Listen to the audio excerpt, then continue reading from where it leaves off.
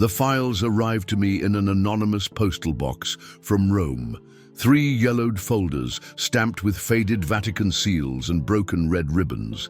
Inside were handwritten accounts, stained photographs, and transcripts of audio recordings that no one was meant to hear. I collected everything I could on the case and now share it, knowing these words may well be my sentence. Some pages were partially burned, others suffused with an incense odor that lingers even decades later. What follows is a faithful compilation of what I found concerning the mystery surrounding Father Pio and the beings he called the imprisoned angels. The first documented contact occurred in 1918, the same year the stigmata appeared on his hands. But the documents suggest the connection began much earlier. Pio was born Francesco Forgione, a frail child of little St. John Rotondo in southern Italy. From an early age, he reported visions, something common among those later recognized as saints. What was not common, and what the official hagiographers never mentioned, was the specific nature of these apparitions and how they changed as he entered the more restricted corridors of ecclesiastical power. They do not have wings, as they are painted, he wrote in one of his diaries confiscated by the Holy See in 1923. They have elongated limbs and eyes that never blink. When they speak, their lips do not move. Yet I hear their voices clearly, as if born inside my own head. They tell me they have been trapped here since before the founding of Rome.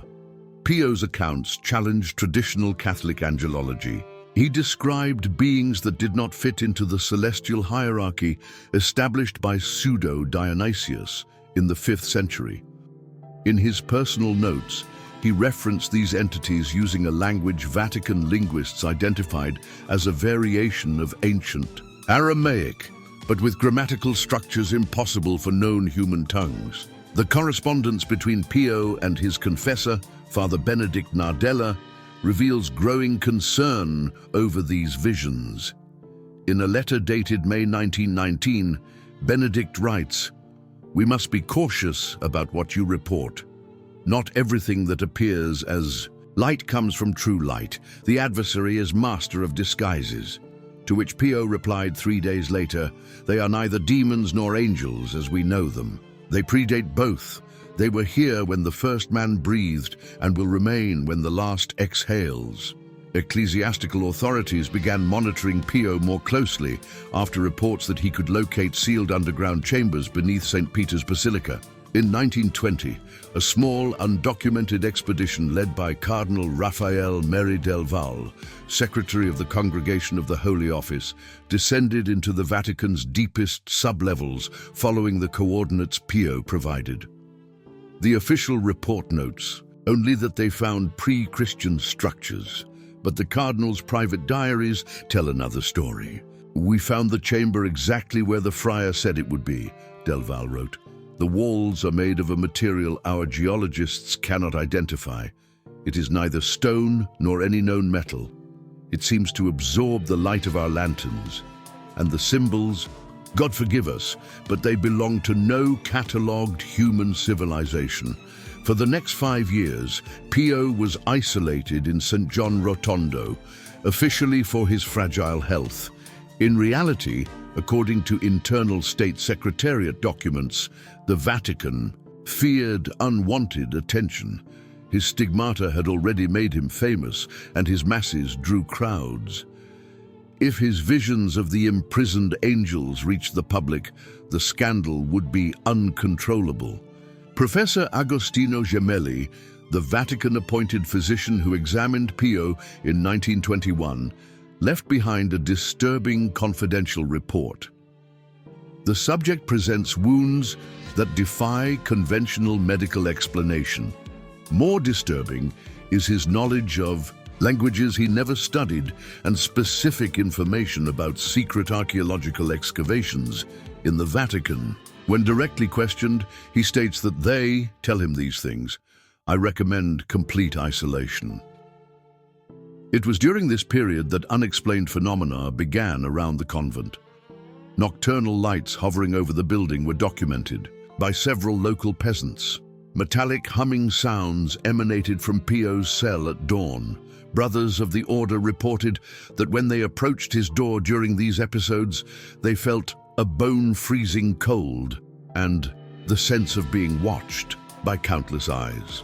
In 1923, what the documents call the chapel incident occurred. During a private mass, 3 Capuchin monks witnessed Pio levitate approximately 30 centimeters off the floor while speaking quietly to something invisible before the altar. According to Brother Daniel of St. John Rotondo, his words were neither in Italian nor Latin. The tone was almost pleading. When he stopped speaking, an icy wind swept through the chapel and all candles went out simultaneously. Before we could react, he was back on the ground looking at us with an expression I will never forget, as if he had seen something no human should ever witness. After this incident, Pope Pius V authorized a more rigorous investigation. Cardinal Raphael Charles Rossi was sent with specific instructions to evaluate not only the stigmata, but also what they called the anomalous communications. Rossi reportedly installed primitive recording devices in Pio's cell, a rare technology for the time. A partial transcript of these recordings survives, dated October 13, 1923. Pio: "Why have you chosen me?" Voice, described as distant and metallic: "You have the builder's blood. Your DNA carries the markers. For millennia we have waited for someone like you to be born. Pio, what do you want from me?" Voice: "We want nothing. We are guardians. We were imprisoned to protect, not to destroy." Pio: "Protect what?" Voice: "The truth about your species. The true purpose. What lies buried beneath the altar is not what you think." After this date, the recordings abruptly ceased. A note from Rossi indicates the equipment melted inexplicably overnight. In 1924, under direct orders from the Holy Office, Pio was forbidden to celebrate public masses or receive visitors. Officially, this was to protect his health and promote a contemplative life. In practice, internal documents show the Vatican feared that his contacts with the imprisoned angels posed a threat to Catholic doctrine and potentially to the Church's own security. Here, we encounter a gap in the official record. Between 1924 and 1933, almost nothing was logged about Pio's experiences with the beings. It is as if a veil of silence had been cast over the matter. Yet in marginal notes of administrative documents, I found references to a special chamber built in the Vatican's lower vaults, designated by the code Custodia Luminis, the custody of light. Dr. Mark Gaspari, then the Vatican's archaeologist, kept a personal diary in which he described working on a restricted excavation beneath the basilica. We were instructed not to officially record what was found in the octagonal chamber. The inscriptions on the walls contradict everything we know about the church's foundation. The material used to seal the original entrance contains elements our instruments cannot analyze. And most disturbing, radiocarbon dating indicates the chamber was sealed over 30,000 years ago. For those following these revelations few dare to share, know that we will continue to bring to light what has remained in the shadows for millennia. Subscribe to our channel so you won't miss the next forbidden reports we unearth from the most secret archives. Truth cannot remain imprisoned as these beings have. In 1933, when the restrictions on Father Pio were relaxed, he appeared a changed man. Those who knew him before noted a subtle shift in his demeanor. He still performed healing miracles and bore the stigmata, but his sermons began to include veiled references to ancient guardians and buried knowledge. In one particularly controversial homily, he declared, "What we call angels and demons are merely pale shadows of far older and more powerful beings. Some have dwelt among us since before the creation as we understand it." This remark earned him an official reprimand from the Vatican, and Pio was again instructed not to publicly discuss his private visions. But in secret he continued, His communications. A novice assisting Pio reported often finding him talking alone in his cell, answering questions no one had asked. The case took an even more intriguing turn during World War II. In 1943, Nazi officers from the Ahnenerbe, the organization dedicated to researching the occult roots of the Aryan race, secretly visited St. John Rotondo. According to Italian resistance reports, they were specifically interested in Pio's communications with the imprisoned angels. An SS document seized after the war contains the following passage. The stigmatized friar represents a unique opportunity for our studies on the pre-human race. His contacts with the Vatican's subterranean entities may confirm our theories on humanity's true origin and the superiority of the Nordic lineage as direct descendants of the Hyperboreans. There is no evidence Pio cooperated with the Nazis.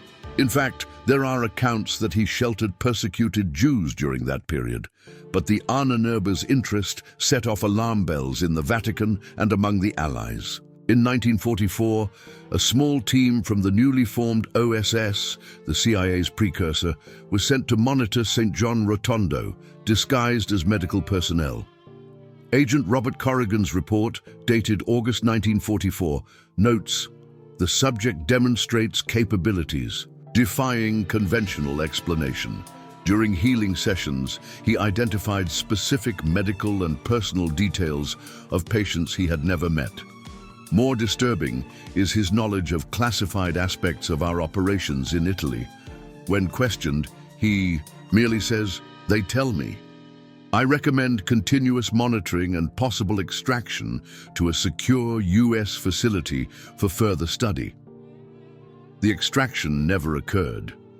Vatican documents indicate that Pope Pius X intervened personally, assuring the Americans the Church would handle the matter internally. In October 1944, a special Holy Office team, led by Cardinal Alfred Ottaviani, arrived in St. John Rotondo. They spent 3 days in closed sessions with Father Pio. The content of these sessions remains largely classified, but a friar serving meals to the group reported overhearing Pio say, "They are not fallen angels as we thought. They are much older. They were here before Eden, before creation as we know it. They were imprisoned because they know the true nature of reality, that all we see is an illusion woven to protect us from the horror of true creation." Following these sessions, the Vatican implemented what internal documents call the custody protocol. Pio remained in St. John Rotondo, but now under constant watch by Vatican observers disguised as assistant friars. All his communications were monitored, and he underwent regular medical exams. Officially, this was to document his miracles. In reality, they sought to understand how he communicated with the imprisoned beings. Dr. Louis Canetti, the Vatican's neurosurgeon, wrote in his 1947 confidential report, "Brain readings of the subject show unique activity patterns, particularly in the temporal lobe. During trance states, when he claims to communicate with the entities, we recorded frequencies not normally found in the human brain. More remarkable is the presence of an undocumented structure, an auxiliary gland near the pineal, pea-sized and highly vascularized." This finding sparked intense debate in the Vatican's inner circles.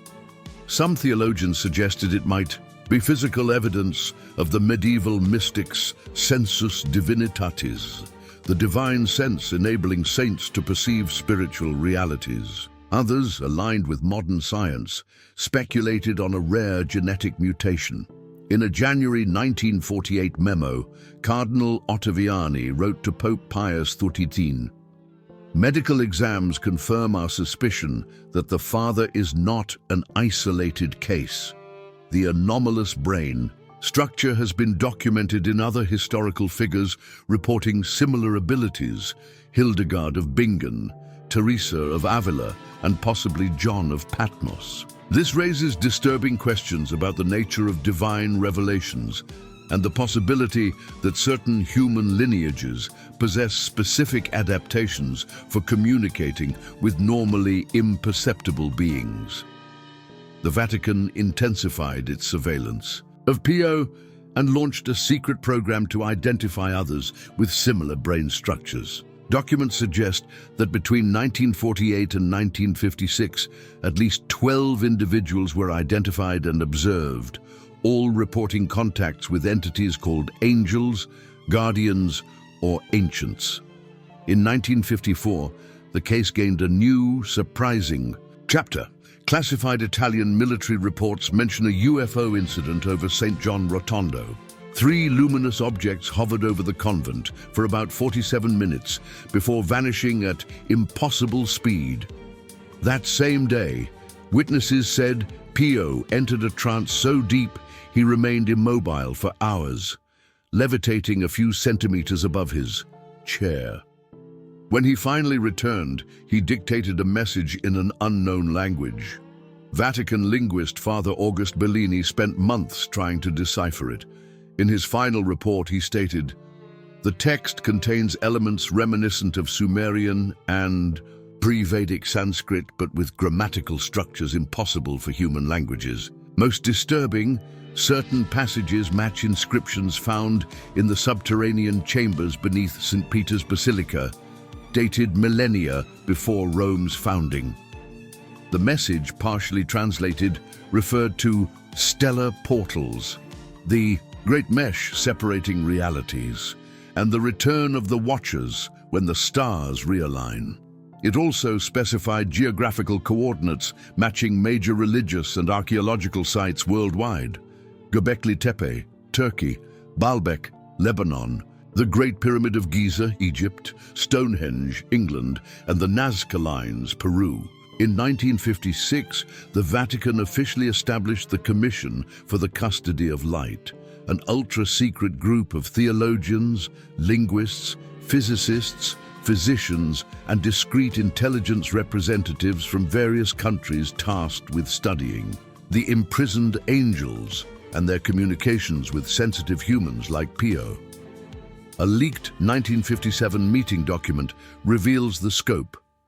We must seriously consider that what tradition calls angels and demons are partial manifestations of far older, more complex entities. The beings communicating with Father Pio demonstrate knowledge of distant past and future events, and alarming familiarity with quantum physics and cosmology our science is only now beginning to grasp.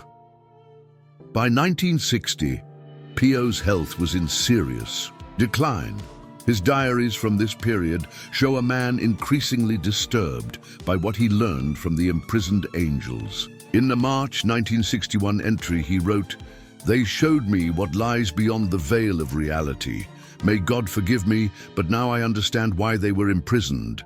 Some truths are not meant for human minds. Some doors should never be opened." Cardinal Ontaviani visited Pio again in April 1961. In his confidential report to Pope John XXIII, he wrote, "I found him profoundly changed. His eyes have a different light, as if he now sees through dimensions. He spoke of secrets buried in our most restricted archives, of future events that chilled me. More unsettling, he says, the beings grow restless. He claims the keys are being found and the seals were not made to last forever." This communication prompted extraordinary measures. Secret excavations intensified beneath St. Peter's Basilica, focusing on chambers identified by Pio. Studies of the mysterious brain gland were expanded. Most significantly, the Vatican began collecting and storing DNA samples from people with abilities akin to Pio's, psychic individuals, mystics from various faiths, and children, reporting contacts with beings of light. In his final years, Father Pio became more guarded about his communications. Reports of inexplicable phenomena around him dwindled, officially due to his frail health, but internal documents indicate the Vatican implemented measures to contain interference. These included lining his cell walls with special materials, and stationing trained friars to interrupt any suspicious contact attempts. When Pio died on September 23, 1968, the Vatican moved with surprising speed. His body was embalmed quickly, a rare procedure for a Capuchin friar, and a full autopsy was performed despite his order's objections. The results remain sealed in Vatican archives, but a pathology assistant revealed decades later that significant samples of brain tissue and the auxiliary gland were removed and preserved. Even more intriguing was the security operation around the convent in the weeks following his death. Italian military records note a special unit deployed to St. John Rotondo with advanced detection equipment. A classified memo mentions anomalous activity recorded 3 consecutive nights after his passing, described as energy signatures similar to those in 1954, referencing the UFO incident. On September 26, 1968, an emergency meeting of the Commission for the Custody of Light was convened in the Vatican. The minutes, partially burned in my hands, contain this chilling passage. With the main vessel's death, the being seek a new communication channel. We have identified 5 potential candidates with the required brain structure. We must decide whether to isolate them preventively or allow controlled contact.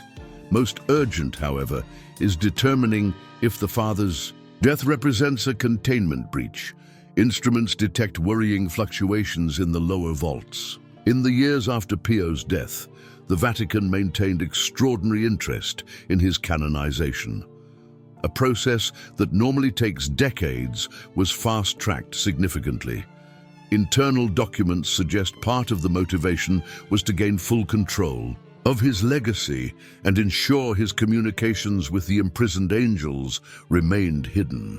The official narrative would focus solely on his healing miracles and stigmata, erasing any mention of the beings he claimed to contact. In 1990, during renovations in the catacombs beneath St. Peter's Basilica, 3 workers mysteriously disappeared. Officially blamed on a collapse, no bodies were recovered. A rescue engineer later testified anonymously that strange drag marks were found on the walls, as if something had crawled out. Father Pio's beatification in 1999 and canonization in 2002 thrust his name back into the spotlight, but under strict narrative control. Coincidentally or not, these years also saw intensified operations by the Commission for the Custody of Light, now operating under the codename Heavenly Vigilance. A 2000 memo signed by Cardinal Joseph Ratzinger, future Pope Benedict XVI, as prefect of the Congregation for the Doctrine of the Faith states. Materials on the Pio case must remain at the highest classification level. The theological and cosmological implications of the communications are deeply problematic for established doctrine. Most troubling is the correlation between his 1965 predictions and recent astronomical events observed by the Vatican Advanced Technology Telescope on Mount Graham, Arizona. This convergence cannot be coincidence. What exactly Pio predicted in 1965 and which astronomical events Ratzinger referred to remain frustratingly vague. But I found cross-references to VATT observations focused on a specific region of Orion. The same celestial coordinate mentioned in Pio's translated communications. In 2008, an international team of neuroscientists published a study on rare pineal gland variations, noting that roughly 0.1% of the population possesses an auxiliary pinealiform structure, remarkably similar to Pio's. The study was abruptly halted and retracted due to methodological irregularities. 3 leading researchers resigned without public explanation, and one, Dr. Hiroshi Takahashi, reportedly vanished during a trip to Rome. In 2018, on the 50th anniversary of Father Pio's death, a strange, underreported incident occurred in St. John Rotondo. Witnesses described a selective blackout affecting only the convent and church where his remains are interred. For about 17 minutes, all electronic communications were cut within a 500-meter radius. When power returned, pilgrims reported seeing luminous shapes above the church ascending vertically at an impossible speed. The Vatican never officially commented, but local police records mention unidentified security personnel who arrived swiftly and restricted access for hours. Coincidentally, new security measures were installed in the crypt of Father Pio weeks later, including advanced sensors and 24-hour surveillance. Father Pio's story and that of the imprisoned angels remain among the Vatican's best-guarded secrets. What began as mystical visions of a humble friar revealed a potentially deeper reality, a window into a truth that challenges our understanding of human history and our place in the cosmos. The documents I have compiled are only fragments of a greater truth. Many questions remain. Who or what are these beings Pio called the imprisoned angels? Why were they confined beneath the Vatican? What knowledge do they possess that is deemed too dangerous for humanity? And perhaps the most disturbing question of all, if these beings exist and have communicated with Pio and other sensitives, throughout history, how many of our religious beliefs, creation narratives, and understandings of reality are merely simplified versions of a far stranger and more complex truth? As you read these words, do the silent guardians continue their vigil in the Vatican's depths? And if they are truly awakening, as the latest documents suggest, what does that mean for our future? Can you hear their whispers in the darkness, reaching those who, like Pio, possess the rare capacity to perceive them?